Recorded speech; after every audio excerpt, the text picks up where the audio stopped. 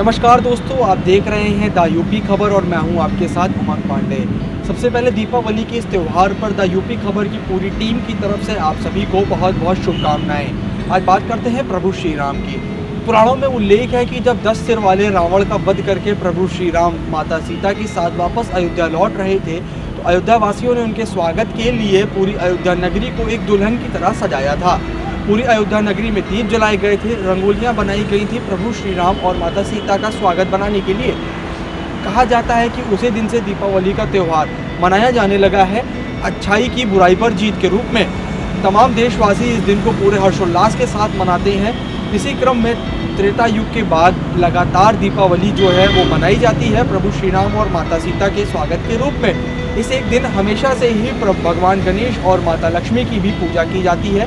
इसके पीछे भी पुराणों में एक कथा का उल्लेख है। कथा बताते हैं आपको। कथा में सीधे तौर पे बताया गया है कि एक साहूकार था जिसकी बेटी रोज पीपल के पेड़ की पूजा करने जाती थी और उस पीपल के पेड़ पर माता लक्ष्मी वास करती थी। एक दिन माता लक्ष्मी उस कन्या से प्रसन्न हुई और उन्होंने दोस्ती करने का आग्रह किया। उस कन्या ने कहा कि मैं अपने पिता से पूछ के आपको बताऊंगी कि मुझे आपसे दोस्ती करनी है। कन्या ने घर पहुंचकर अपने साहूकार पिता से पूछा कि माता लक्ष्मी मुझसे दोस्ती करना चाहती हैं। साहूकार ने कहा कि आप दोस्ती उनसे कर सकती हैं। जब कन्या अगले दिन पूजा करने के लिए उस पीपल के पेड़ पर पहुंची तो कन्या ने माता लक्ष्मी से दोस्ती कर ली। माता लक्ष्मी अपने भक्त से काफ़ी प्रसन्न थी। इसी क्रम में एक दिन उन्होंने अपने भक्त को अपने घर भोजन के लिए आमंत्रित किया। कन्या माता लक्ष्मी के घर भोजन के लिए गई, जहाँ पर उसका बहुत ही अच्छे ढंग से स्वागत और सत्कार किया गया। वापस जाते समय माता लक्ष्मी ने कन्या से पूछा कि आप मुझे अपने घर पर भोजन के लिए कब बुला रही हैं। कन्या ने कहा कि मैं अपने पिता से आपको पूछ के बताऊंगी। कन्या ने अपने पिता से पूछा कि माता लक्ष्मी हमारे घर भोजन करने आना चाहती हैं। साहूकार ने कहा कि बेटा हमारी आर्थिक स्थिति बहुत अच्छी नहीं है, लेकिन हम माता लक्ष्मी का स्वागत सत्कार करने में किसी भी प्रकार की कमी नहीं छोड़ेंगे। साहूकार फौरन बाजार की ओर गया और उसने घर के कुछ सामान गिरवी रख दिए। अगले दिन माता लक्ष्मी को कन्या ने अपने घर पर भोजन के लिए आमंत्रित किया। माता लक्ष्मी भगवान गणेश के साथ अपने भक्त के घर भोजन करने पहुंची, जहां पर उन्होंने तैयारियां देखकर भगवान गणेश और माता लक्ष्मी काफ़ी प्रसन्न हुए। पूरे घर को साहूकार के पूरे परिवार ने मिलकर साफ सफाई की हुई थी और पूरे घर में रंगोलियां बनाई थी और दीप जलाए हुए थे। इसी क्रम में माता लक्ष्मी जो थी वो अपने भक्त से काफ़ी प्रसन्न हुई। जब माता लक्ष्मी को पता चला कि कन्या के पिता ने उनका स्वागत करने के लिए घर का तमाम ज़रूरी सामान जो था वो गिरवी रख दिया, क्योंकि उनकी आर्थिक स्थिति काफ़ी अच्छी नहीं थी, माता लक्ष्मी और भगवान गणेश काफ़ी प्रसन्न हुए और उन्हें आशीर्वाद दिया। माता लक्ष्मी और भगवान गणेश उस दिन उनके घर से गए, लेकिन उस दिन के बाद से साहूकार के घर में कभी किसी चीज़ की कमी नहीं हुई।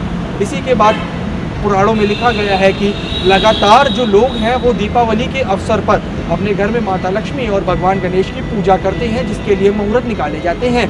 इस एक दिन माता लक्ष्मी के लिए पूजा की जाती है, भगवान गणेश के लिए पूजा की जाती है और घरों को लोग दीप से जलाते हैं और प्रभु श्री राम के लिए भी वहाँ पर पूजा पाठ किए जाते हैं।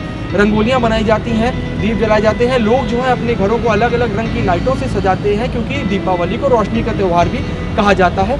इस एक दिन को हमेशा से 10 सिर वाले रावण का वध करने के बाद प्रभु श्री राम जब अयोध्या लौटे थे तो अच्छाई की बुराई पर जीत के रूप में मनाया जाता है।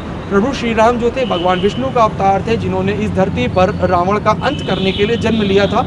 और 10 सिर वाले रावण का त्रेता युग में जब प्रभु श्री राम ने अंत किया और माता सीता को रावण से छुड़ाया, तो वापस जब वो अयोध्या पहुँचे तो वहाँ पर उनका भव्य तरीके से अयोध्या वासियों ने स्वागत किया। इस एक दिन को उस दिन अयोध्या नगरी को दुल्हन की तरह सजाया गया था, लेकिन पुराणों में लिखा हुआ है कि इस दिन को उस दिन से हमेशा मुहूर्त के आधार पर दीपावली के रूप में मनाया जाता है। इसको रोशनी का त्यौहार मनाया जाता है। लोग आपस में मिलते हैं, खुशियाँ बांटते हैं, एक दूसरे को मिठाई खिलाते हैं और भगवान गणेश और माता लक्ष्मी की पूजा करने के बाद लोग एक दूसरे के घर प्रसाद देते हैं, जिससे कि जो माता लक्ष्मी की कृपा है वो हर किसी के ऊपर बनी रहे। लोग माता लक्ष्मी की पूजा करते हैं और अपने घर का तमाम ज़रूरी सामान जो है वो पूजा स्थल पर रखते हैं, चाहे वो गहने हो या फिर पैसे हो, ताकि उनको और बरकत भगवान की ओर से लगातार मिलती रहे। प्रभु श्री राम और माता सीता जब अयोध्या पहुँचे थे तो अयोध्या राम की नगरी है, वहाँ उसको दुल्हन की तरह सजाया गया था। अयोध्या वासियों ने उनके स्वागत के लिए पूरी अयोध्या नगरी को दुल्हन की तरह सजाया गया था। यही वजह है कि हमेशा से पुराणों में लिखा है कि इस दीपावली के त्यौहार को पूरा देश जो है वो पूरे उत्साह के साथ मनाता है। और अब तो देश के साथ विदेश में भी दीपावली की धूम देखने को मिलती है। भगवान श्री राम की जो कथा है वो विदेशों में भी लोग सुनते हुए मिलते हैं। ऐसा तमाम मीडिया रिपोर्ट्स में बताया गया है कि भगवान श्री राम की कथा जो है विदेशों में भी लोग जो है सुनते हैं कि किस तरह से भगवान श्री राम ने अपने साहस का परिचय देते हुए श्रीलंका जाकर रावण का वध किया था और वापस सीता मैया को छुड़ाकर अयोध्या लेकर आए थे, जहां पर वापस 14 साल का वनवास खत्म करने के बाद उन्होंने राजपाट संभाला और किस तरह से अपने साम्राज्य को बढ़ाया। भगवान श्री राम के साम्राज्य में विधानों में लिखा हुआ है कि जो लोग थे वो काफ़ी खुश थे, काफ़ी कुशल मंगल सब कुछ चल रहा था। इसी क्रम में दीपावली का त्यौहार जो है वो हर साल पूरे हर्षोल्लास के साथ मनाया जाता है। इस साल भी अयोध्या राम जन्मभूमि पर एक लंबे समय से संघर्ष चला आ रहा था प्रभु श्री राम का मंदिर बनाने के लिए।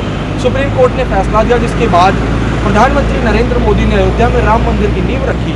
उत्तर प्रदेश सरकार ने इतने लंबे एक संघर्ष के बाद अयोध्या में एक भव्य दीप उत्सव का शुभारंभ किया, जिसमें अयोध्या में जो दीप उत्सव का आगाज हुआ था उसमें उत्तर प्रदेश सरकार ने एक बड़ा कीर्तिमान भी रचा है। दीपावली के मौके पर मुख्यमंत्री योगी आदित्यनाथ ने 5,51,000 दीप जलाए हैं, जो कि Guinness book of world record में सबसे भव्य दीपावली के रूप में शामिल किया गया है। इसी क्रम में तमाम देशवासी जो है वो दीपावली के पावन पर्व पर हर्षोल्लास में डूबे हुए हैं। लोग पटाखे जलाते हैं, अपने घरों को झालर से जगमगाते हैं, दिए जलाते हैं और रंगोली बनाकर भगवान के लिए अपने घर में पूजा करते हैं। इसी क्रम में द यूपी खबर की टीम की ओर से एक बार फिर हम आप सभी को दीपावली के इस पावन अवसर पर ढेर सारी शुभकामनाएं देते हैं।